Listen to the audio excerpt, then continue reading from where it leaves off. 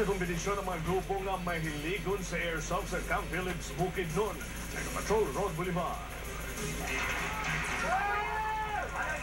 Sa unang tanaw makaingong kang eksena kini sa tinuray nga gubat apan mga grupo lamang sila sa mga mahiligon sa dulang airsoft. Kini ang airsoft competition gipagayon sa Camp Phillips Bukidnon Pebrero 8 kung asa 11 ka nagkainlaing grupo gikan sa Bukidnon ug Misamis Oriental ang Salmot. Ay mga event sa lain nga part sa Bukidnon ug Cagayan at the same time mas strengthen ang kamaridiri sa mga airsoft teams.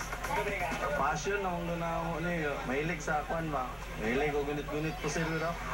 Bilig lang mga batanon na naiganyo sa sport nga airsoft kung dili lakip na mga professionals nga nagtuong makawala kini sa stress sa trabaho. Para pawala sa stress, kung saan na lang, sige na mag-work. Di ba? Monday to Saturday. Mas maayo na, kay karon at least na namin kalingawan. Makapusin mo may tao. Dili lang sa panglalaki kini nga sport kay duna sa team nga puros babae. Yeah, don't underestimate the power of a woman. Yeah.